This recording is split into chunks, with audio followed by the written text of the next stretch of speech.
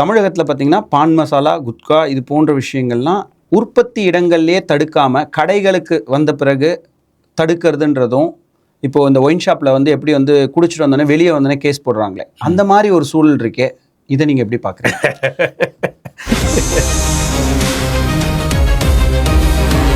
நீங்கள் மத்திய அரசு கொண்டு வந்த ஜிஎஸ்டி வரியை முழுமையாக எதிர்க்கிறீங்க. அவங்களுக்கு தான் நீங்கள் பாராட்டு விழா நடத்திருக்கீங்க கோயம்புத்தூர். இன்னைக்கு பார்த்தா அதெல்லாம் கிடையாது. இன்னைக்கு எந்த அதிகாரி கடைக்குள்ள வந்தாலும் உங்க அடையாள அட்டையை காமிங்க. தமிழ்நாடு வணிகர் சங்க பேரமைப்பு வந்த பிறகு வணிகருடைய பலம் அதிகரிக்கப்பட்டிருக்கா? பேரவைன்னு ஒன்று இருந்தது, அதிலிருந்து மாறின பிறகு தான் இந்த பலம் ஏற்பட்டிருக்குன்றது தான் வணிகர்களுடைய ஒரு மைய கருத்தாக இருக்குது. அதை நீங்கள் எப்படி பார்க்குறீங்க? கீழே நின்றுட்டு பெல் அடிச்சுட்டே இருந்தார். என்ன சார் அப்படின்னு கேட்டேன். உங்கள் கடையை ஆய்வு பண்ணணும் அப்படின்னா, நான் 11 மணிக்கு கீழே வருவேன், நீங்கள் ஆய்வு பண்ணிக்கிறீங்க அப்படின்னா. உள்ளே வந்தேன்னு டக்குன்னு திறக்கும். இந்த கதையில் நான் பூஜை பண்ண பின்னாடி தான் நீங்கள் வரணும். தக்கார் குரல் நேயர்களுக்கு வணக்கம். இன்றைய சிறப்பு நிகழ்ச்சியில் வணிக நல வாரியத்தினுடைய உறுப்பினர் விபி மணி நம்மளிடையே இருக்கின்றார். அவரிடம் கேட்டு தெரிந்து கொள்வோம். வணக்கம் சார். பார்க்கலாம். வணிக வரித்துறை மக்களுக்கு, வியாபாரிகளுக்கு பல இன்னல்கள் கொடுக்கும் பட்சத்தில் நீங்கள் ஒரு உறுப்பினராக இருந்து அதை எப்படி கையாண்டிங்க? பொதுவாகவே நான்லாம் ஒரு ராமநாதபுரம் மாவட்டத்தில் ஒரு சேமனூர்ன்ற ஒரு குக்கிராமத்தில் ஒரு விவசாய குடும்பத்தை சேர்ந்தவன். ஒரு 10வது படித்து பாஸ் பண்ணிவிட்டு இங்கே வந்து 50 ரூபா சம்பளத்துக்கு வந்து ராமநாதபுரத்துலேருந்து சென்னையில் வந்து வேலை பார்த்து ஒரு 5 ஆண்டுகள் எங்கள் முதலாளிகிட்ட இருந்தேன். கரெக்டாக ஜனவரி 1ஆம் தேதி வடை பாயசத்தோடு சாப்பிட்டு எங்கள் முதலாளிகிட்ட இருந்து வெளியேறினேன். அன்னையிலேருந்து ஒரு சைக்கிள் விற்பனையாளராக, ஒரு பெட்டிக்கடை வணிகராக, அதுக்கடுத்து மொத்த வியாபாரியாக என்னுடைய வளர்ச்சி இப்படி வந்தது. இந்த நேரத்தில் பார்த்திங்கன்னா வணிக நல வாரியத்தினுடைய உறுப்பினராக அப்போ முதல்வர் கலைஞர் அவர்கள் 2006 என்னைய நிர்வாகக்குழு உறுப்பினராக போட்டாங்க. அதற்கு முன்னதாகவே 40 ஆண்டு காலமாகவே வணிகர்களுக்கு எங்கு பிரச்சனை ஏற்பட்டாலும் அப்போல்லாம் பார்த்திங்கன்னா சோடா பாட்டில் எடுத்து எறிவான். ஒரு பீடி கொடுக்கணும், பீடி கொடுக்க முடியலைன்னா சோடா பாட்டில் எடுத்து எறிவாங்க. அங்கேருந்து ரவுடி வருவாங்க. இன்னும் சொன்னோன்னா நாங்கள் இருக்கிற ஏரியா, நான் இருந்த ஏரியாவில் அந்த ரவுடிகளினுடைய கூட்டமாக இருந்தது. அவங்க வர்றதுக்கு முன்னாடி அவங்களுக்கு மோர் கிளாஸ் எடுத்து வைக்கணும், அதுக்கடுத்து ஒரு பீடி எடுத்து வைக்கணும், இல்லை சிகரெட் எடுத்து வைக்கணும். இதெல்லாம் எடுத்து வைக்கல அப்படின்னு சொன்னால் ஓங்கி ஒரு அறை விடுவாங்க. அந்த மாதிரி காலகட்டத்தில் நம்ம இருந்தோம். அப்போ பூரா வணிகர் சங்கம் நடத்துறதுன்றது பார்த்திங்கன்னா அன்றைக்கெலாம் செல்ஃபோன் கிடையாது, வாகன வசதிகள் கிடையாது. எனக்கு முன்னாடி இருந்த தலைவர்கள்லாம் பார்த்திங்கன்னா காலையில் 10 மணிக்கு காவல் நிலையத்துக்கு ஆரம்பித்து D1, D2, D4 அப்படின்னே ஒவ்வொரு காவல் நிலையமாக சுற்றுவாங்க. பிரச்சனைகள் அப்போ அன்றைக்கி ஜாஸ்தி, வியாபாரிகளுக்கு ஜாஸ்தி. அப்போ இது அந்த ரவுடிகள் மூலம் மட்டும் இல்லை, ஆட்சி அதிகாரிகள் மூலமாகவும் எங்களுக்கு அதிக தொல்லைகள் இருந்தது. குறிப்பாக வந்து வணிக வரித்துறை அதிகாரிகள், தொழிலாளர் நலத்துறை அதிகாரிகள், உணவு பாதுகாப்புத்துறை அதிகாரிகள், மாநகராட்சி அதிகாரிகள், இது போன்ற துறை அதிகாரிகளினுடைய ஏகப்பட்ட ப்ரெஷர். ஏன்னா அந்த நேரத்தில் வியாபாரிகளுக்கு இந்த சட்ட நுணுக்கங்கள்லாம் எதுவும் தெரியாத சூழ்நிலையில் நாங்கள் வணிகர் அமைப்புக்குள்ளே உள்ளே வந்தோம். அப்போ அந்த நேரத்தில் அதிகாரிகளை ஹேண்டில் பண்ணுறது எப்படி, என்ன ஏதுன்னு சொல்லிட்டு பண்ணும்போது அடிக்கடி துறை சார்ந்த அதிகாரிகளையும் பொதுமக்களையும் 2 பேத்துக்கும் நாங்கள் பாலமாக இருந்து வணிகர் அமைப்பு பண்ணதுனால இதுவரைக்கும் மேக்சிமம் 99% தைரியமாக சொல்ல முடியும், நல்லதை மட்டுமே செஞ்சுருக்கோம்.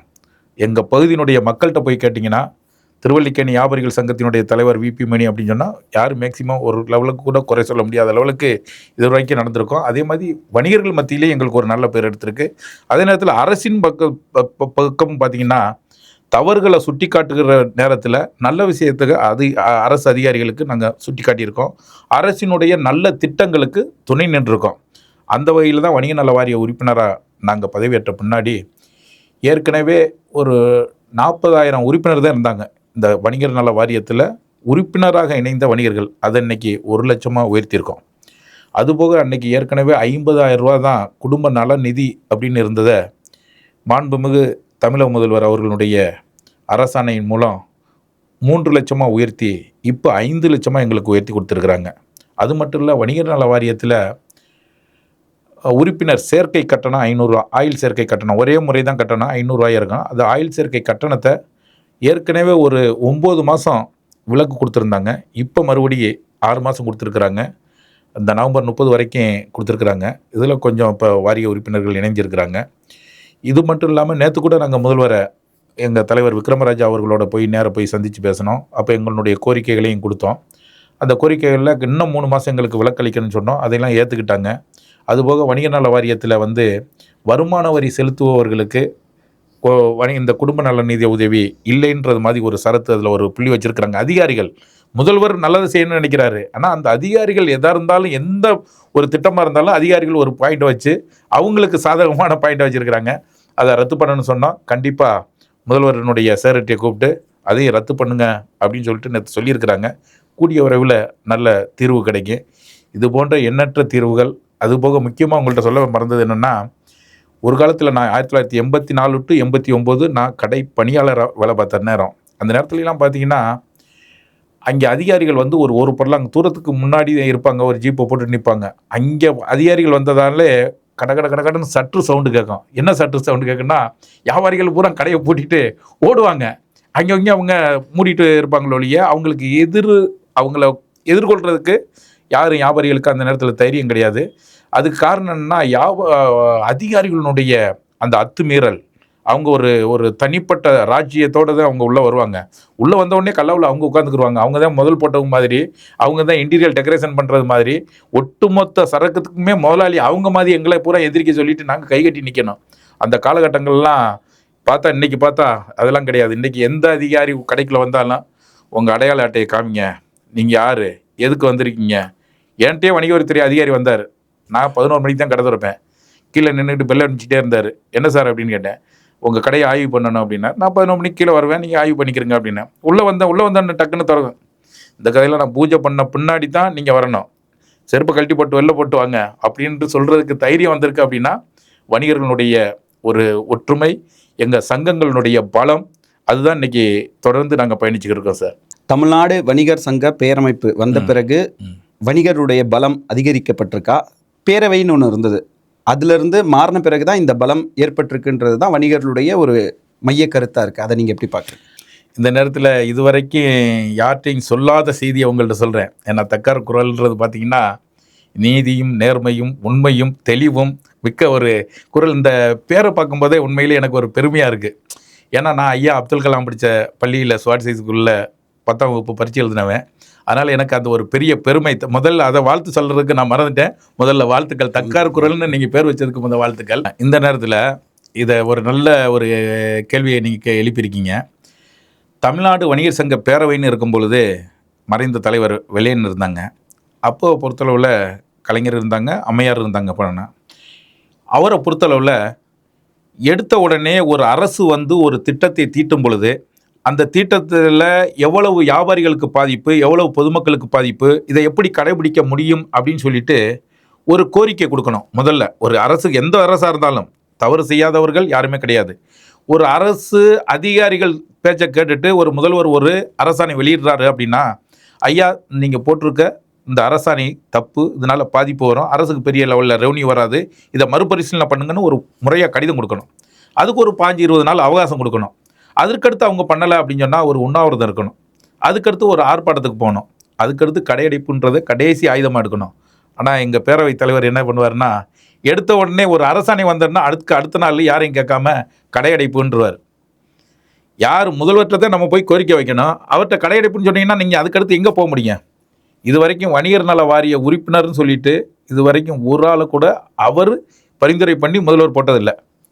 அதுக்கு காரணம் என்னென்னா, எப்போவுமே அரசோட வந்து அவர் ஒரு தனியாக போராளி, அதில் வந்து மாற்றுக்கிறதே கிடையாது.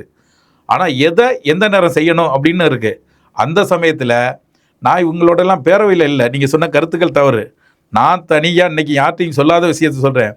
தமிழக வணிகர்கள் முன்னேற்ற சங்கம்னு இவங்க வெள்ளை பச்சை கொடி, நான் மஞ்சள் பச்சை கொடி தனியாக ஒரு அமைப்பு நடத்தினேன். தமிழக வணிகர் முன்னேற்ற சங்கம்னு சொல்லிட்டு இவங்க பொது வழியில் நடத்தினா கூட நான் அரங்கத்தில் 3 வணிகர் நல வாரிய உறுப்பினரை யார்கிட்டையும் ₹1 கூட நன்கொடை வாங்காமல் என்னுடைய சொந்த காசில் நடத்தினேன். புரியுதா உங்களுக்கு? அந்த நேரத்தில் அரசினுடைய திட்டங்களை பொதுமக்களுக்கும் வணிகர்களுக்கும் கொண்டு போய் சேர்க்கறதுல பாலமாக இருந்தேன். அந்த நேரத்தில் பேரவையினுடைய பிரச்சனைகள் அதிகமாச்சு. பேரவையினுடைய அதிகமாகும்போது நம்ம பேரவையினுடைய பொதுச் செயலாளர் அன்பு அண்ணன் மோகன், நினைவில் வாழ்கின்ற மோகன், நல்ல ஒரு நம்ம வணிகர்களுக்காக தனது வாழ்நாளையே அர்ப்பணித்த ஒரு தலைவர். அதனால் அவரை இந்த நேரத்தில் நினைவு கூறுறவங்க தக்கர் குரல் மூலமாக. அவரும் அண்ணன் எங்கள் தலைவர், இன்றைய தலைவர் விக்ரமராஜா அவங்களும் தனியாக வெளியில் வர்ற நேரம். அப்போ அந்த நேரத்தில் முதல்வர் அவர்கள்ட்ட இந்த விஷயத்தை எடுத்து சொல்லி அன்றைய வணிக வரித்துறை அமைச்சர் SNM உபயத்துல்லா அவங்கள மறக்கக்கூடாது. தலைவர் விக்ரமராஜா இன்றைக்கி நன்றி சொல்லணும்னா கலைஞருக்கும் அண்ணன் உபயத்துல்லா அவர்களுக்கு நன்றி சொல்லணும். ஏன்னா அந்த நேரத்தில் பட்ஜெட் ஆலோசனை நிதிநிலை அறிக்கை தாக்கல் செய்வதற்கு முன்பாக வணிகர்களை அழைத்து பேசுகின்ற கூட்டத்தில் தலைவர் விக்ரமராஜா அவர்களையும் அண்ணன் மோகன் அவர்களையும் அங்கே அழைத்து வெள்ளையண்ணாச்சிக்கு அவர் தலைவருக்கு முன்னாடி இவரை முதல்ல உட்கார வச்சு இவருடைய கேள்விகளை கேட்டாங்க. அது என்னுடைய பசுமரத்து ஆணி போல் இப்போ நினைவு வருது. அதுதான் முதல் அவங்க தலைமைச் செயலகத்தில் பட்ஜெட் நிதிநிலை அறிக்கை தாக்கல் செய்வதற்கு முன்பாக முதல்வரை சந்தித்து, நிதி அமைச்சரை சந்தித்து, வணிக வரித்துறை அமைச்சரை சந்தித்து ஒரு தனியாக ஒரு கோரிக்கை கொடுத்து வணிகர்களுக்காக குரல் கொடுத்தார் தலைவர் விக்ரமராஜா. அவருடைய செட்டப் எப்படின்னா மாறிடுச்சு. எப்படின்னா முதல்வரை நேரம் பார்க்கணும், நான் சொன்ன மாதிரி மனுவை கொடுக்கணும், அதுக்கு ஒரு கால அவகாசத்தை அளிக்கணும் அவங்களுக்கு, அதுக்கடுத்து போராட்டம் பண்ணணும் அப்படின்னு சொல்லிட்டு. ஆகவே இந்த 2 பேருடைய பாதை வேறு பாதை. அவருடைய பாதை என்னென்னா தடாலடி பாதை, இவருடைய பாதை கத்தியை தீட்டாதே புத்தியை தீட்டுன்னு சொல்லிட்டு இன்னைக்கு பேரமைப்பு தலைவர் நாங்கள் எல்லாம் இணைஞ்சிருக்கோம் அப்படின்னு சொன்னால், அதுக்கடுத்து நான் ஒரு 5 வருஷம் தமிழக வணிகர்கள் முன்னேற்ற சங்கம்னு தனிப்பட்ட முறையில் நடத்தினேன். அப்புறம் பேரமைப்பு தலைவர் என்னோட இணக்கமாக இருந்தாங்க. நாங்கள் 2 பேரும் அண்ணன் தம்பியாக இருந்து சரி எங்களோடவே தனியாக ஒரு சிற்றாராக இருக்கிறதே நம்ம எல்லாரும் ஒன்று சேர்ந்து பண்ணுவோன்னு சொன்னதுனால அவருடைய நல்லெண்ணங்களுக்கு வலு சேர்க்கணுன்ற முறையில் தமிழக வணிகர் முன்னேற்ற சங்கத்தை அப்படியே நிறுத்தி வச்சுட்டு, நான் கலைக்கலாம் இல்லை, நிறுத்தி வச்சுட்டு இணைஞ்சிட்டேன். இணைஞ்சு நான் கூடுதல் செயலாளரை தொடர்ந்து பயணிச்சுக்கிட்டு இருக்கேன். 16 வருஷமாக பயணிச்சுக்கிட்டு இருக்கேன். தமிழகத்தில் பார்த்தீங்கன்னா பான் மசாலா, குட்கா இது போன்ற விஷயங்கள்லாம் உற்பத்தி இடங்கள்லேயே தடுக்காமல் கடைகளுக்கு வந்த பிறகு தடுக்கிறதுன்றதும், இப்போது இந்த ஒயின் ஷாப்பில் எப்படி குடிச்சிட்டு வந்தோடனே வெளியே வந்தோடனே கேஸ் போடுறாங்களே, அந்த மாதிரி ஒரு சூழல் இருக்கே, இதை நீங்கள் எப்படி பார்க்குறீங்க சார்? இந்த பான் மசாலா குட்கா அப்படின்றது இன்றைக்கி அந்த காலத்தில் நம்ம பெரியவங்க வயசானவங்கெல்லாம் வெத்தலை வாக்கு போடுவாங்க. அது ஒவ்வொரு வீட்லேயும் அந்த வெத்தலை வாக்கு இடிக்கிறது இருக்கும், வெத்தலை வாக்கு வச்சுருப்பாங்க, ஒரு தாம்பூல தட்டு இருக்கும் எல்லா வீட்லேயும். அந்த முறைகள்லாம் மாறி இப்போ நவீன காலத்தில் பான் மசாலா குட்கான்னு பல்வேறு பெயர்களில் இடம்பெற்றிருக்கு. இந்த பான் மசாலா குட்காலாம் பார்த்திங்கன்னா, அந்த பேரை நான் சொல்ல விரும்பல, இந்த பான் மசாலா குட்காலாம் எல்லாமே டெல்லி, குஜராத் அது மாதிரி அண்டை மாநிலங்கள் தான் உற்பத்தியை ஒழிய நம்ம மாநிலத்தில் எந்த இடத்துல உற்பத்தியே கிடையாது. அங்கேருந்து வாங்கித்தான் நம்ம ஆட்கள் விற்றாங்க. இப்போ வட இந்திய மக்கள்லாம் இங்கே பணிகள் ஜாஸ்தியான பின்னாடி அவங்க போடுறதும் இல்லாமல் நம்ம ஆளுகளுக்கு அதிகமாக கற்றுக் கொடுத்துட்டாங்க. இந்த குட்கானுடைய தயாரிப்பாளர் ஒரு ஆள் இருக்கிறாரு. அவர் சொல்கிறாரா, தமிழ்நாட்டில் இப்போ சாப்பாடு சாப்பிட்றாங்களா பான் மசாலா குட்கா சாப்பிட்றாங்களான்னு. ஏன்னா விற்பனை இங்கே தான் லேட்டாக அந்த இதை அறிமுகப்படுத்தினாங்க, ஆனால் இங்கே தான் அதிகமாக சாப்பிட ஆரம்பிச்சிட்டாங்க. இது அரசுக்கு பொதுவாகவே 30% வரி வருவாய், அதாவது டாஸ்மார்க்குக்கு அடுத்து மிகப்பெரிய வருவாய் பான் மசாலா குட்காவில் தான் வணிக வரித்துறைக்கு வந்தது. ஆனால் இதை எப்படி தடை பண்ணாங்க தெரியுமா சார்? இப்போ நல்ல கேள்வி கேட்டீங்க. 2013ஆம் ஆண்டு மார்ச் மாதம் ஒரு அரசு, அந்த நேரத்தில் வணிக வரித்துறை அமைச்சர்னு ஒருவர் இருந்தார். இந்த துறையில் அவரே டிஸ்ட்ரிபியூட்டராக இருந்தார். திருவள்ளூரில் டிஸ்ட்ரிபியூட்டர் அவர் தான். பான் மசாலா குட்காக்கு, பீடி சிகரெட்டுக்கு அவர் டிஸ்ட்ரிபியூட்டர்.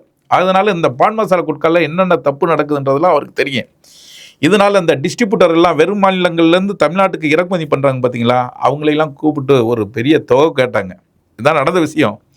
அந்த தொகையை கொடுக்கலைன்றதுக்காக உடனே அவங்க ஃபுட் சேஃப்டி ஆக்டில் கொண்டாந்து வாய் புற்றுநோயை உருவாக்குகின்ற பான் மசாலா குட்காவுக்கு ஓராண்டு தடைன்னு சொல்லிட்டு தமிழ்நாட்டில் மட்டும் தடை போடுறாங்க சார். ஒரே நாடு ஒரே சந்தை ஒரே வரி விதிப்புன்னு சொல்லிட்டு இப்போ ஜிஎஸ்டி அறிமுகப்படுத்தியிருக்கிறாங்கல்ல. நாங்கள் இந்த பான் மசாலா குட்காக்கு தடைக்கு எதிரானவர்கள் அல்ல வணிகர்கள்லாம்.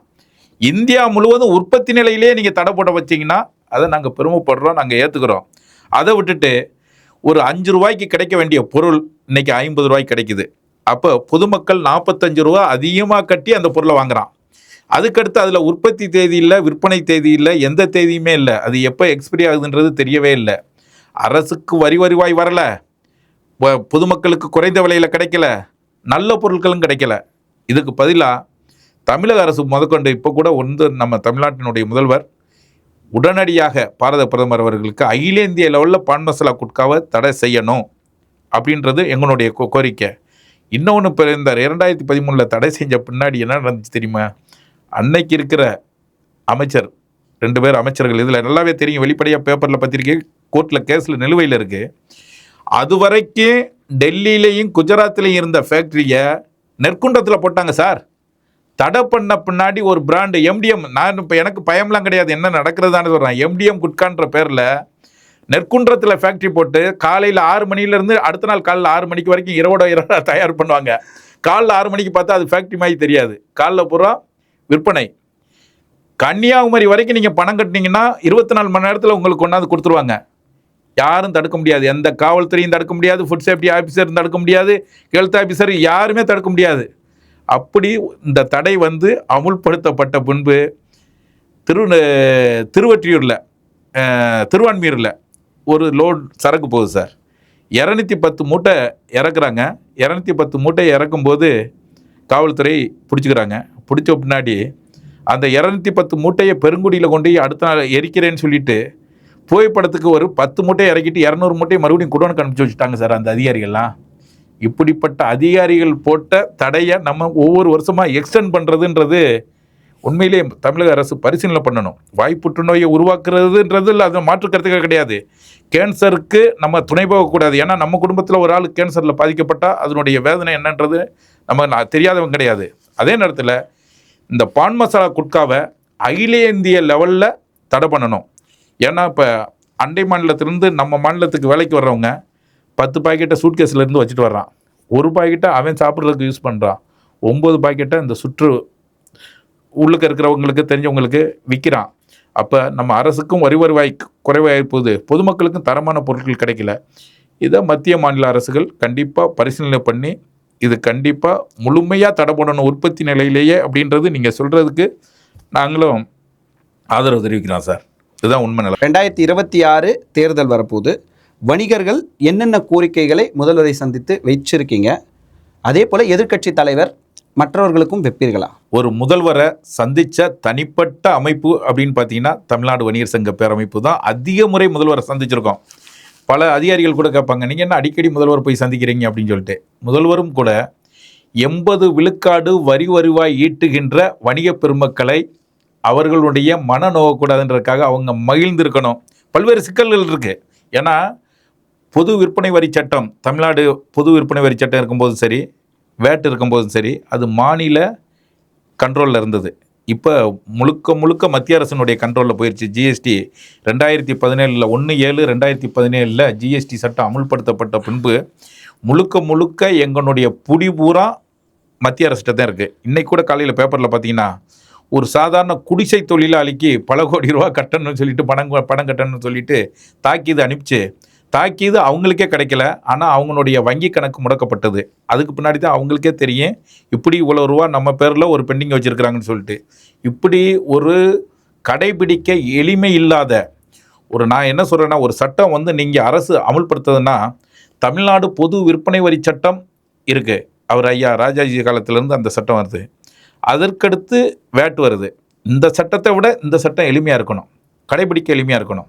இதை விட இன்னும் எளிமையாக இருக்கணும். ஆனால் இந்த 2 சட்டத்தை விட ஜிஎஸ்டி சட்டம் இந்தியாவில் அமுல்படுத்தப்பட்ட பின்பு ஏழை எளிய நடுத்தர சிறு குறு வணிகர்கள்லாம் இந்த ஃபீல்டை விட்டு போக வேண்டிய சூழ்நிலை. நாங்கள்லாம் சுமையை 25 கிலோ தூக்குறவனுக்கு மேலே 250 கிலோ தூக்கி வச்சா எப்படி மெயின்டைன்ஸ் பண்ண முடியும்? அதனால் எளிமையாக இல்லாத இந்த சட்டத்தை கடைபிடிக்கிறதுக்கும் ரொம்ப கஷ்டமாக இருக்குது, நடைமுறைப்படுத்துறதுக்கும் ரொம்ப சிக்கலாக இருக்குது. இதனால் பார்த்திங்கன்னா அதிகாரிகளுடைய வாழ்வு செழிப்பாக இருக்குது. இதைத்தான் நான் வெளிப்படையாக சொல்லுவேன். நீங்கள் மத்திய அரசு கொண்டு வந்த ஜிஎஸ்டி வரியை முழுமையாக எதிர்க்கிறீங்க. அவங்களுக்கு தான் நீங்கள் பாராட்டு விழா நடத்திருக்கீங்க கோயம்புத்தூரில். சில விஷயத்த வெளிப்படையாக சொல்ல முடியும், சில விஷயத்தில் உள் மனதுக்குள்ளேயே தான் போட்டுக்கிற முடியும். எங்கள் தமிழ்நாடு வணிகர் சங்கங்களின் பேரமைப்பை பொறுத்தளவில் கோயம்புத்தூரில் பாராட்டு விழா நல்லா கூட்டம்லாம் நிரம்பி விழுந்தது, நடத்துனாங்க. ஆனால் நடத்துனா இங்கே மேலே உள்ள தலைவர்களை நீங்கள் லைவில் பார்த்தீங்களா என்னன்னு தெரியல. நான் கலந்துக்கிற முடியாத சூழ்நிலை ஏற்பட்டது. நான் நேரடியாக அந்த லைவை பார்த்தேன். முழுக்க கேரளா, கர்நாடகா, ஆந்திரா, பாண்டிச்சேரி, அப்புறம் தமிழ்நாடு எங்கள் தலைவர் பொறுத்தளவில் எங்கள் தலைவரே 34 கோரிக்கைகள் தான் கொடுத்தாரு. அதை பொறுத்தளவில் பாராட்டு விழான்னு சொன்னால் கூட கோரிக்கை மாநாடுன்னு தான் சொல்ல முடியும். ஏன்னா எல்லா தலைவர்களும் அவர்களுக்கு ஏற்பட்ட இன்னல்கள், அவர்களுக்கு ஏற்படுகின்ற பிரச்சனைகள், இப்போதைக்கு வணிகர்கள் சந்திக்கின்ற பல்வேறு பிரச்சனைகளுக்கு நீங்கள் தீர்வு காணுங்கள் தான் சொன்னாங்களோ ஒழிய அது பெரிய லெவலில் பாராட்டு விழான்னு சொல்லிட்டு எந்த இடத்துலையும் வரலை. அவங்களும் கூட இந்த கொடுத்துருக்கோமே இவ்வளோ கோரிக்கைகள், மத்திய அமைச்சர் அவங்கள மதிக்கிறோம். நானும் கூட நேரக்கூடிய தலைவர் விக்ரமாதித்யா ஒரு ட்ரிப்பு டெல்லிக்கு என்னையோட கூட்டிகிட்டு போய் பேசினாங்க.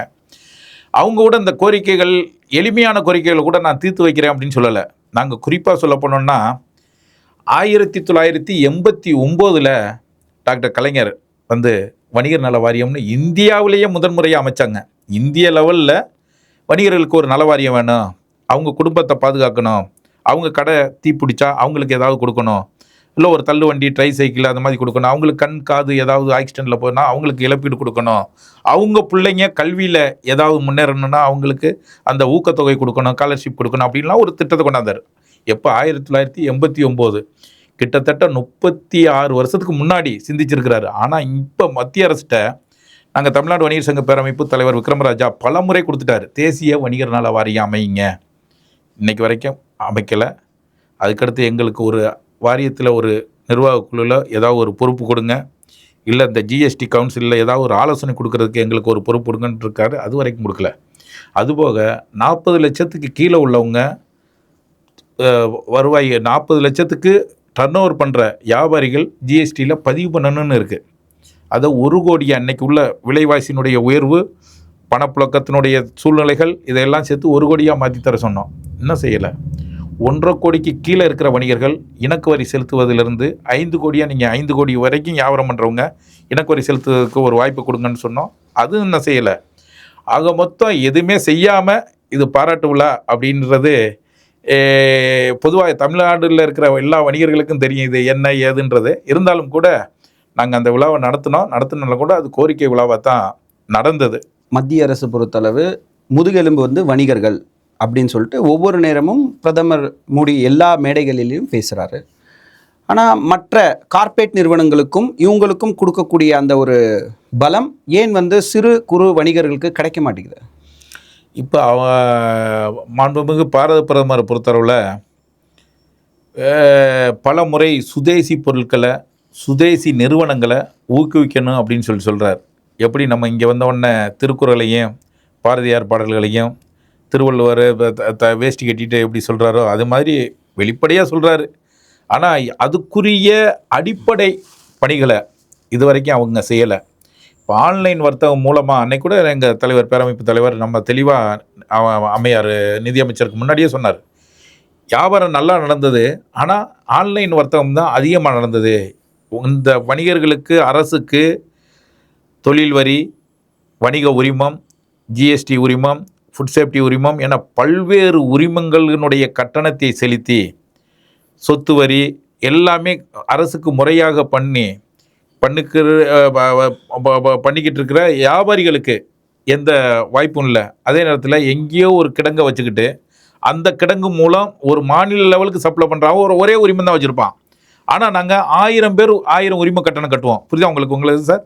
ஆன்லைன் வர்த்தகம் பார்த்தீங்கன்னா ஒரே இடத்துல உரிமம் கட்டிட்டு அந்த உரிமத்தின் மூலம் தமிழ்நாடு பூரா விற்பனை செய்வாங்க. ஆனால் நாங்கள் 1000 1 லட்சம் பேருக்கு மேலே அரசுக்கு வரிவாய் செலுத்திக்கிட்டு இருக்கோம். எங்களை ஊக்குவிக்கிறதுக்கு பதிலாக அந்த ஆன்லைன் வர்த்தகத்தை தான் ஊக்குவிச்சிருக்காங்க. அதன் மூலம் இப்போ நான் குறிப்பாக சொல்லணும்னா திருவல்லிக்கேணியில் மட்டுமே இப்போ ஒரு 5 ஆண்டுகளில் ஒரு 500-600 வணிகர்கள் இந்த வணிகத்தை துறையை விட்டே வெளியே போயிட்டாங்க. அப்படி ஒரு சூழ்நிலைகள் தான் இன்றைக்கி நிலவுது. ஒரு வியாபாரி தொடர்ந்து வியாபாரம் பண்ணணுன்றத நிலையில் அவர் இல்லை. எப்படியாவது குடும்பத்தை எப்படி காப்பாற்றுறதுக்கு தான் இன்றைக்கி நாங்கள் வியாபாரம் பண்ணிக்கிட்டு இருக்கோம் மொழியை. இன்றைக்கி அரசுனால எப்படின்னா பல்வேறு வரியினங்களை கட்டி நாங்கள் தொழில் பண்ண முடியலை. இதுதான் உண்மை. எஸ்ஐஆருடைய பாதிப்பு வணிகர்களுக்கு எந்த அளவுக்கு தாக்கத்தை ஏற்படுத்தியிருக்கு? எஸ்ஐஆரை பொறுத்தளவில் இந்த வாக்காளர் சிறப்பு சீர்திருத்த கால அளவு ரொம்ப கம்மி. நம்ம மாதிரி ஒரு பெரிய உழைக்கும் திறன் கொண்ட நாடு தமிழ்நாடு. ஓடிக்கிட்டே இருக்கோம். என்ன சொல்ல போனால் ஒரு 18 மணி நேரம் பார்த்தீங்கன்னா வீட்லேயே இருக்கிறது கிடையாது. எல்லாம் ஐடி ஃபீல்டில் ஒர்க் பண்ணுறவங்களும் சரி, சாதாரண எளிய வியாபாரிகளும் சரி, காலையிலாம் நாங்கள்லாம் 4 மணிக்கு கடையை திறந்தோம்னா நைட்டு ஒரு 11 மணிக்கு தான் போய் சேரோம் வீட்டில் போயிட்டு. அதுக்கடுத்து அந்த படிவத்தை பூர்த்தி செய்கிறதுக்கு எளிமையாக இருந்துச்சுன்னா கூட அதை எளிமையாக இப்போ பூரா படித்தவங்க கூட அந்த படிவத்தை பூர்த்தி செய்கிறதுக்கு பயப்படுறாங்க. இவங்க தான் என்ன தான் பிரச்சாரங்கள் பண்ணாலும் கால அளவு கண்ணி. இது நீங்கள் உண்மையிலேயே போலி வாக்காளர்களை நீக்கணும் அப்படின்னா 1 வருஷத்துக்கு முன்னாடியே இந்த பணிகளை நீங்கள் உருப்படியாக செஞ்சுருக்கணும். உங்களுடைய நல்ல நோக்கமாக இருந்தால். ஆனால் இந்த நோக்கம் நல்ல நோக்கம் கிடையாது. இவங்களுடைய நோக்கம் எப்படியாவது வடநாட்டில் எப்படி அந்த தவறுகள்லாம் தில்லுமுள்ளுகள்னு சொல்கிறாங்கல்ல, அதெல்லாம் பண்ணது மாதிரி தமிழ்நாட்டிலையும் பண்ணணும்னு நினைக்கிறாங்க. இருந்தாலும் கூட தமிழ்நாட்டில் கொஞ்சம் மக்கள் இப்போ அதிகாரிகளும் விழிப்புணர்வு இங்கங்கே மைக்கு வச்சு ஒலிபெருக்கிகளை வச்சு அப்போ இங்கங்கே விழிப்புணர்வு ஏற்படுத்திக்கிட்டு இருக்கிறாங்க. ஏற்படுத்தினா கூட நேற்று கூட நான் ஒரு அதிகாரிகிட்ட கேட்டேன், என்ன சார் வந்திருக்கு? என்ன சார் ரொம்ப 40% தான் சார் எங்களுக்கு வந்திருக்கு, அதிகாரிகள் கேட்டுக்கிட்டே இருக்கிறாங்க, மக்கள் வந்து கொடுக்க மாட்டுறாங்க அப்படின்னு. மக்கள்கிட்ட விழிப்புணர்வு இல்லை, மக்கள்கிட்ட விழிப்புணர்வு இல்லை, ஒரு பயம் இருக்குது, ஏதாவது பண்ணிடுவாங்களோ அப்படின்னு சொல்லிட்டு. அதனால் நேற்று என்ன செய்கிறாங்க, நீங்கள் புகைப்படம் ஓட்ட தேவையில்லைன்னு ஒரு செய்தியை சொல்கிறாங்க, பழையது நீங்கள் எழுத தேவையில்லைன்னு சொல்லிட்டு ஒரு சுற்றறிக்கை அனுப்புகிறாங்க. அதுக்கு காரணம் ஒரு சட்டத்தை நடைமுறைப்படுத்துறதுக்கு முன்னாடியே அதை தெளிவாக நடைமுறைப்படுத்தணும். தெளிவான பாதை இல்லை, தெளிவான சிந்தனை இல்லை. ஒரு மக்கள் வந்து ரேஷன் கார்டு இருக்குது, ஆதார் கார்டு இல்லை, ஓட்டு இல்லை அப்படின்னு சொன்னீங்கன்னா என்ன அர்த்தம்? இதுதான் ரொம்ப பெரிய இது கஷ்டமாக இருக்குது. அதனால் எங்களுக்கு கால அவகாசம் கொடுத்து அந்த திட்டத்தை நடைமுறைப்படுத்தினேன்னா பரவாயில்ல. எல்லா திட்டமுமே இவங்க நினைக்கிற மாதிரி அந்த ஏசி அறைக்குள்ளே, குளிர்சாதன அறைக்குள்ளே உட்காந்துக்கிட்டு பிளான் போடுறாங்க. பொதுமக்களில் ஒருவராக இருந்து அந்த திட்டத்தை அவங்க பார்வையில் பார்த்தா தான் ஒவ்வொரு திட்டமும் வெற்றி பெறும் அப்படின்றத என்னுடைய இது. அதனால் எஸ்ஐஆரை பொறுத்தளவில் வியாபாரிகள்லாம் ரொம்ப நிச்சயமாக இன்றைக்கி நினைக்க மாட்டாங்க, ஓட்டு போடுற அன்னைக்கு தான் போய் பார்ப்பாங்க என் ஓட்டு இல்லையா.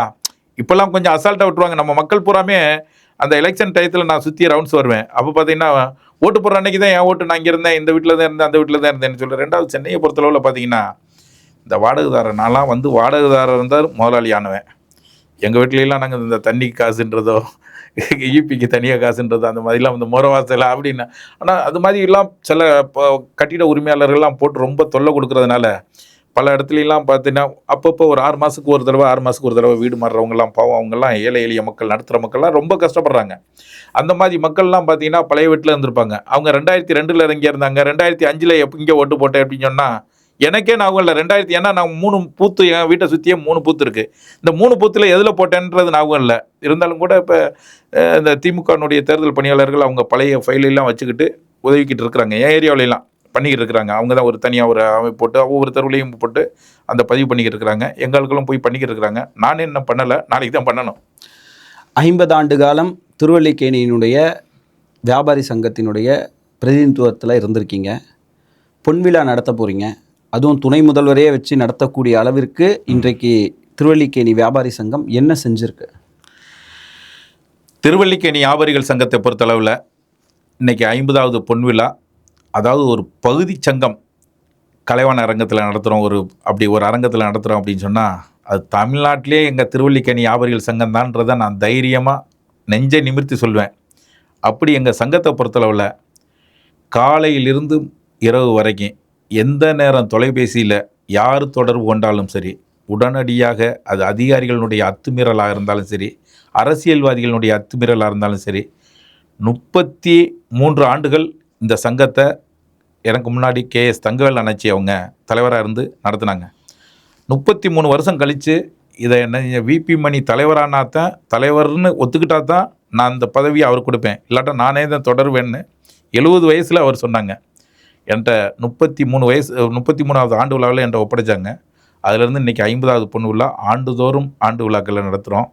எங்கள் உறுப்பினர்களுடைய பகுதியில் திருவல்லிக்கேணியில் எந்த அரசியல்வாதியும் நன்கொடை வாங்க முடியாது. நான் தலைவரானதுக்கு முன்னாடி எந்த அரசியல்வாதியும் அத்துமீறி எந்த கடைக்காரரையும் எந்த உறுப்பினரையும் மிரட்டி அவர்கிட்ட நன்கொடை வாங்க முடியாது. அதே மாதிரி அதிகாரிகளும் ஆய்வுக்கு போனால் கூட அடையாள அட்டையை காமித்து நாங்கள் இந்த மாதிரி இந்த கடைக்கு வந்திருக்கோம், அடையாள அட்டையை காமித்து அந்த அத்துமீறி மிரட்டி யாரையும் செய்ய முடியாது. அது மாதிரி உணவு பாதுகாப்பு துறையில் சென்ற ஆட்சியில் உணவு பாதுகாப்பு துறையில் பாஸ்கரன் சொல்லிட்டு ஒரு ஃபுட் சேஃப்டி ஆஃபீஸர் எங்கள் ஏரியாவில் போயிட்டு ரொம்ப கொலை வச்சுக்கிட்டு இருந்தார். உரிமம் எடுப்பதற்கும் காசு, உரிமத்தை ரெனியூவல் பண்ணுறதுக்கும் காசு, எல்லாத்துக்கும் காசு, ஆய்வுக்கும் காசுன்னாரு. கரெக்டாக காலையிலேருந்து சாயந்தரம் வரைக்கும் கண்ணி வெடி வச்சு கரெக்டாக அவரை பிடிச்சி 40,000 ரூபா கேட்டார் ஒரு கடையில். இப்படிலாம் ஒரு அதிகாரிகளுக்கு அதிகார குவியலை கொடுக்கக்கூடாது. ஒரு சட்டத்தை எளிமைப்படுத்தி கடைபிடிவதற்கு எளிமைப்படுத்தி வணிகர்களுக்கும் விழிப்புணர்வு ஏற்படுத்தி அந்த சட்டத்தை அமல்படுத்தணும். அதனால் அது மாதிரி நிமிச்சிருக்கோம். அதுபோக மற்ற காவல்துறை அதிகாரிகளாக இருந்தாலும் சரி, ஒரு சட்டத்தை நடைமுறைப்படுத்த எங்களை கூட்டத்தை போட்டு எங்களுக்கு விழிப்புணர்வு ஏற்படுத்துங்க. கண்காணிப்பு கேமரா அமைச்சு கொடுத்துருக்கோம். எங்கள் பகுதியில் கண்காணிப்பு கேமரா முதல்ல அந்த பகுதியில் நாங்கள் எல்லா இடத்துக்கும் அமைச்சதோடு இல்லாமல் திருப்பகுதியிலும் கண்காணிப்பு கேமராக்களை அமைச்சு அரசுக்கு ஒத்துழைப்பு கொடுத்துருக்கோம். வாரிய உறுப்பினர் கிட்டத்தட்ட ஒரு 1000 வாரிய உறுப்பினரை நாங்கள் வணிக நல வாரியத்தில் இணைச்சிருக்கோம். உணவு பாதுகாப்புத் துறையினுடைய உரிமங்களுடைய முகாம் போட்டு அவங்களுக்கு புதிய உரிமங்கள் வாங்கி கொடுக்குறதா இருந்தாலும் சரி, புதிய உரிமங்களை ரெனியூவல் பண்ணுறது புதுப்பிக்கிறதுலையும் பண்ணியிருக்கோம். மாநகராட்சிக்கு அது மாதிரி நாங்கள் பல்வேறு விஷயங்கள் பண்ணியிருக்கோம். நான் தமிழ்நாடு வணிகர் சங்கங்களின் பேரமைப்பில் இருந்தால் கூட திருவல்லிக்கேணி வியாபாரிகள் சங்கம் ஒரு தனித்தன்மையோடு தனிப்பட்ட முறையில் அதிகாரிகளை சந்திக்கிறதா இருந்தாலும் சரி, அமைச்சர்களை சந்திக்கிறதா இருந்தாலும் சரி, ஒட்டுமொத்த தமிழ்நாட்டினுடைய வணிகர்களுடைய கோரிக்கைகளாக பல்வேறு பிரச்சனையை திருவல்லிக்கேணியுடைய லெட்டர் பேட்லேயே நாங்கள் வாங்கி கொடுத்துருக்கோம். அந்த பெருமை எங்களுக்கு இருக்குது. அதுதான் அந்த 50வது விழா இப்போ துணை முதல்வரை வச்சு கண்டிப்பாக பண்ண போகிறோம். துணை முதல்வர் அவர்கள்ட்ட தேதி கேட்டிருக்கோம். விரைவில் என்ன 2-3 நாளில் அநேகமாக தேதி தெரிஞ்சிடும். கண்டிப்பாக ஒரு 50வது பொன் விழா குடும்ப விழாவாக கலைவாண அரங்கத்தில் வணிகர்கள் எல்லாம் பெருமைப்படுற லெவலுக்கு கண்டிப்பாக நடத்துவோம். நடத்துகிறதோடு இல்லாமல் அது பகுதியில் உள்ள பள்ளி மாணவ மாணவிகளுக்கு எங்களால் இயன்ற உதவிகளை செய்வோம். அதுபோக எதை முக்கியமாக சொல்ல வந்துட்டேன்னா, 15/7/2010 தான் பெருந்தலைவர் காமராஜர் பிறந்தநாள் அன்னைக்கு தான் நான் தலைவராக பதவியேற்றேன். நான், எங்கள் செயலாளர், எங்கள் பொருளாளர் அப்படிலாம் பதவியேற்றோம். அன்று முதல் பெருந்தலைவர் காமராஜர் அவர்களுடைய பிறந்த நாளை முன்னிட்டு கல்வி ஊக்கத்தொகையாக 1 லட்சம் ரூபா நம்ம பகுதியில், அதாவது இப்போ மாநகராட்சி பள்ளிகளில் படிக்கிற குழந்தைகளுக்கு நாங்கள் ஆண்டுதோறும் கொடுத்துக்கிட்டு இருக்கோம். அது மாதிரி எந்த பள்ளிகளுக்காக கணிப்பொறி, சேரு, ஏதாவது பலகைகள், ஏதாவது உட்கார்ற பலகைகள் ஏதாவது அந்த பகுதியில் கேட்டாங்கன்னா அதையும் நாங்கள் பண்ணிக்கிட்டு இருக்கோம். எங்களுடைய பணிகள் பூராமல் எங்களுக்கு வருகின்ற வருவாயில் ஒரு பகுதியை எங்கள் பகுதியில் உள்ள மக்களுக்கும் எங்கள் பகுதியில் உள்ள பள்ளி மாணவர்களுக்கும் அது மாதிரி பண்ணி ஒரு நல்லிணக்கத்தோடு எங்கள் சங்கம் செயல்பட்டுக்கிட்டு இருக்கோம் அப்படின்றத இந்த நேரத்தில் பெருமையாக சொல்லிக்கிறேன் சார். திருவல்லிக்கேணி வியாபாரி சங்கத்தினுடைய 50வது பொன் விழாவில் துணை முதல்வரை நீங்கள் அழைச்சிருக்கீங்க. ஆமாம். ஆனால் அதே தொகுதியினுடைய சட்டமன்ற உறுப்பினரும் அவர் தான். ஆமாம். மக்களிடையே அது வந்து ஒரு பிரச்சாரமாக நாங்கள் பார்க்கலாமா? இந்த கூட்டங்களில் வந்து தான் பிரச்சாரம்னு சொல்ல முடியாது. நீங்கள் 4 நாள் வந்து வெளி மாவட்டங்களில் சுற்றினால் கூட சனி ஞாயிறு பார்த்தீங்கன்னா மேக்சிமம் சேப்பாக்கம் திருவல்லிக்கேணி மக்களோட தான் இரண்டரை கலந்து அவரை பிரிக்கவே முடியாது. நீங்கள் அண்ணனுக்கு அண்ணன், இப்போ பெரியவங்களுக்கு அவர் அறிவீர், அன்பு இளவல், அது மாதிரி எங்களை பொறுத்தளவில் சட்டமன்ற உறுப்பினர் எல்லாத்துக்கும் துணை முதல்வராக இருந்தாலும் எங்கள் வீட்டு சேப்பாக்கத்தினுடைய அவர் செல்ல பிள்ளை. அது மாதிரி எங்களை பொறுத்தளவில் நாங்கள் எதாக இருந்தாலும் எங்கள் மாவட்ட செயலாளர் சிற்றரசு அண்ணன் அவருடைய பணிகளை பூரா பெரும்பாலான பணிகளை அவர் பார்த்துக்கிட்டு இருக்கிறாரு. ஏதாவது ஒன்றா அவர் இப்போ கொரோனா டயத்தில் மீன் மார்க்கெட்டில் கடையை திறக்கூடாதுன்ட்டாங்க. அப்போ மீன் வந்து அவங்கெல்லாம் எல்லாம் ராமேஸ்வரத்துலேருந்துலாம் கொண்டு வந்துட்டாங்க. அப்போ கொண்டாந்துன்னா அவங்களுக்கு பொருளாதார இழப்பு ஏற்பட்டுரும் அப்படின்னு சொன்னோன்னா உடனடியாக ஒரு நாள் டைம் கொடுத்தாங்க அந்த மீன்லாம் விற்பனை பண்ணுறதுக்கு. அதே மாதிரி கொரோனா டயத்தில் கடைகளை திறக்கக்கூடாதுன்னு சொல்லிட்டு பண்ணும்போது கடைகளை திறக்கிற கடைகளுக்கு 5000 ரூபா ஃபைன் சொல்லிட்டு பூட்டு எடுத்துகிட்டு மாநகராட்சி அதிகாரிகள் வந்தாங்க. உடனே அது முதல்வர் கவனத்துக்கு கொண்டு போனோம், துணை முதல்வர் கவனத்துக்கு கொண்டு போனோம். உடனே அதை நிப்பாட்டுங்க அப்படின்னாங்க. அதனால் எங்களுக்கு அவர் துணை முதல்வர் உதயநிதி ஸ்டாலின் கிடைச்சது வந்து பார்த்திங்கன்னா எங்கள் வியாபாரிகளுக்கும் சரி பொதுமக்களுக்கும் சரி அவர் போகாத வீடு வாங்கி கிடையாது சார். அவருடைய நலத்திட்டங்கள் போகாத வீடுகளே கிடையாதுன்னு சொல்லலாம். அதே மாதிரி வணிகர்களுக்கும் பொறுத்தளவில் இது வரைக்கும் எந்தாவது ஒரு கோரிக்கைகள் எங்கே நீங்கள் சேப்பாக்கம் திருவல்லிக்கேணியில் இருக்கிற வியாபாரிகளுக்கு ஒரு பிரச்சனைனா, இது காவல்துறை பிரச்சனையாக இருந்தாலும் நேரடியாக அடிச்சிருவேன். அவருடைய பர்சனல் பிஏ இருக்கிறாங்க, செந்தில் சாருக்கு அடிச்சிருவேன், இல்லை மாவட்ட செயலாளருக்கு அடிச்சிருவேன். இது முடியலைன்னா அடுத்த ஏவுகணை மாதிரி துணை முதல்வருக்கே நாங்கள் அடிச்சிருவேன். அந்த ஒரு வாய்ப்புலாம் எங்களுக்கு இருக்குது. இப்போ கூட இந்த ஒரு பிடி சிரட்டில் வந்து பார்த்திங்கன்னா காவல்துறை அதிகாரிகள் 100 மீட்டருக்கு உள்ள பள்ளி கல்லூரிகளுக்கு அருகில் பிடி சிரட்டு வைக்கக்கூடாதுன்னு சொல்லிட்டு ஒன்றிய அரசினுடைய சட்டம், மாநில அரசு சட்டம் இல்லை, மத்திய அரசினுடைய சட்டம். ஆனால் அந்த சட்டத்தை இந்தியா பூரா யாரும் நடைமுறைப்படுத்துறது இல்லை. ஆனால் தேவைக்கு ஏற்ப அதிகாரிகள் திடீர்னு அதை எடுத்துக்கிறது. அதை போய் ஒரு கடையில், பெட்டி கடையில் போய் அவன் வந்து ஒரு வாரத்துக்கு தேவையான சரக்கை மொத்தமாக கொள்முதல் பண்ணி வச்சுருப்பான். அதை அப்படியே பறிமுதல் பண்ணிவிட்டு அவருக்கு எழுதி கொடுக்கறது கூட கிடையாது. கடைகளில் இந்தந்த பொருட்கள், இவ்வளவு பொருட்கள் நாங்கள் உங்கள்கிட்ட எடுத்துகிட்டு போகிறோம் அப்படின்னு கூட எழுதி கொடுக்குறேன். இது மாதிரி நம்ம பகுதியில் காவல்துறை அதிகாரிகள் பண்ணாங்க. உடனே நான் அண்ணன்ட்ட போய் சொன்னேன், துணை முதல்வர் நேராக போய் பார்த்து சொன்னேன், அண்ணே நான் வியாபாரிகள் சங்க தலைவராக இருக்கணுமா வேணாமான்னு கேட்டேன். என்ன அப்படி சொல்கிறீங்க அப்படின்னு. நம்ம தொகுதியில் அப்படி பண்ணிவிட்டாங்கண்ணே அப்படின்னு சொன்னோன்னா உடனே முற்றுப்புள்ளி வச்சார். 24 மணி நேரத்தில் இல்லை, அடுத்த 1 மணி நேரத்தில் அதை நிப்பாட்டினார். அது மேலே போட்டிருந்த வழக்குகளை பூராமே சிறு பெட்டி கடை வணிகர்களுக்கு பூரா வழக்கு இல்லாமல் அனுப்பிச்சி விட்டார். அதனால் எங்களுக்கு இடைப்பட தெரிந்த வணிகர்கள் நாங்கள்லாம் உண்மையிலே எங்களுக்கு அண்ணன் உதயநிதி ஸ்டாலின் அவர்கள் வந்து எங்களுக்கு துணை முதல்வர் மட்டும் இல்லை, எங்களுடைய சட்டமன்ற உறுப்பினராக தொடர்ந்து நீடிக்கணும்னு நாங்கள் விரும்புகிறோம். உதயநிதி ஸ்டாலின் அவர்களையும் சேப்பாக்கம் திருவல்லிக்கேணி மக்களையும் பிரிக்க முடியாது. அதுக்கு ஒரு சின்ன எக்ஸாம்பிள் இப்போ தான் நல்லா ஞாபகம் வருது. நான் நேற்று வந்து பார்த்திங்கன்னா அவருடைய பிறந்தநாள் பிறந்தநாள் போன உடனே நான் வந்து ஒரு ஒரு ஒரு 4 மணி நேரம் காத்து கிடந்தேன். அவரை போய் பார்த்தேன் நானே. அந்த அளவுக்குன்னா நேற்று ஒரு 8 மணி நேரம் அவர் கால் கடுக்க நின்று அவர் எல்லாத்தையும் இன்பத்தோடு அவர் வாழ்த்து பெற்றார். அவங்க பண்ணும்போது அங்கேருந்து பிரியாணி கொடுத்தாங்க. எல்லாத்துக்குமே மட்டன் பிரியாணி நேற்று பூராமே கொடுத்தாங்க. அதை பாக்கெட்டை வாங்கிட்டு வந்து ஆட்டோவில் வச்சுட்டு நான் எடுத்துகிட்டு வந்தேன். ஏன்னா வருஷம் அவங்க கொடுப்பாங்க. அதை நான் கொடுத்துட்டு வந்து அதை யாராவது ஒரு கஷ்டப்பட்டவங்களுக்கு கொடுக்கணும் அப்படின்ட்டு இல்லை. நான் ஆட்டோவில் வந்து இறங்கினேன். ஒரு அம்மா ரொம்ப வயசானவங்க கஷ்டப்பட்டு இருந்தாங்க. சரி அவங்கள்ட்ட கொடுத்து, அம்மா இது உதயநிதி அண்ணனுடைய வீட்டினுடைய விருந்து எனக்கு கொடுத்தாங்க, அதை உங்களுக்கு கொடுக்கணும்னு சொல்லிட்டு வரலன்னா ரொம்ப சந்தோஷமா. அவர் என்னைய பற்றி ரொம்ப நல்லா தெரியும் பண்ணுறாங்க. ஒரு வயதான அம்மா, ஒரு 65 68 வயசு இருக்கும். அவங்க வந்து உதயநிதி அண்ணன் ஆத மார்க்கெட்டில் தான் இருக்கேன், என்னை பற்றி அவங்க ரொம்ப நல்லா தெரியும் அப்படின்னு சொல்லிட்டு ஒரு சாதாரண ஒரு எளிய மக்கள் ஒரு துணை முதல்வரை சொல்கிறாங்க அப்படின்னு சொன்னால் அவர் எந்த லெவலுக்கு இந்த சேப்பாக்கம் தொகுதியில் வந்து ஊடுருவிக்கிறாருன்னு பாருங்கள். அப்படி இருக்கும்போது வணிகர்கள் நாங்கள் புரிஞ்சுக்கிறாமல் இருக்க முடியுமா? கண்டிப்பாக ஒரு வணிகர்கள் பார்த்தீங்கன்னா ஒரு குடும்பத்துக்கு 6 ஓட்டு இருக்குது. நாங்கள் எங்கள்கிட்ட போக 300 ஒவ்வொரு கடைகள்லையும் 200 300 வாடிக்கையாளர் இருக்காங்க. அதை நல்லா தெரியும் அவர் துணை முதல்வர் அவர்களுக்கு. இப்போ நாங்கள் வந்து நான் போய் தைரியமாக வந்து முதல்வர் அவர்களே நான் வந்து தலைவராக இருக்கணுமா வேணாமான்னு சொன்னோன்னா அடுத்த நிமிஷம் ஒரு கோரிக்கைகளை நிறைவேற்றாருன்னா அவருடைய எண்ணங்கள் வந்து வியாபாரிகளை பாதுகாக்கணும். அது மூலம் வியாபாரிகள் நன்றியுடையவர்களாக கண்டிப்பாக இருப்பாங்க. ஏன்னா எடைபோட தெரிந்த வணிகர்கள், அதனால் அவங்க எடை போட்டு பார்ப்பாங்க. அதனால் எங்களுக்கு துணை முதல்வர் வந்து அதை பிரச்சாரமாக பண்ணாலும் சரி, எங்களுடைய நன்றி அறிவிப்பு கூட்டத்தை ஏற்றுக்கிட்டாலும் சரி, நிச்சயமாக அது ஒரு நல்ல ஒரு பெரு விழாவாக நிச்சயமாக அவர் எங்களுக்கு நன்றி கூறுகின்ற விழாவாகவும் நாங்கள் அவர்களுக்கு திருப்பி நன்றி சொல்கிற விழாவாகத்தான் அந்த 50வது பொன் விழா நிச்சயமாக அமையும். எங்களுடைய அனைத்து கேள்விகளுக்கும் மிக எளிமையாக பதில் சொன்னதுக்கு மனமார்ந்த நன்றி. நன்றி சார். எங்களுக்கு இந்த வாய்ப்பை கொடுத்ததுக்கு இப்போ முதல் முறையாக நல்ல தக்கர் குரல்ன்றது நல்ல ஒரு பேர் செலெக்ஷன் பண்ணியிருக்கீங்க. இது வணிகர்கள் மத்தியில், ஏன்னா இடைப்பட தெரிந்த வணிகர்கள் மத்தியில் இந்த தக்கர் குரல் கண்டிப்பாக கொண்டு போய் நாங்கள் கொண்டு போய் சேர்ப்போம். உங்களுக்கு முழுமையாக ஆதரவு தருவோம் சார். நன்றி சார். வணக்கம்.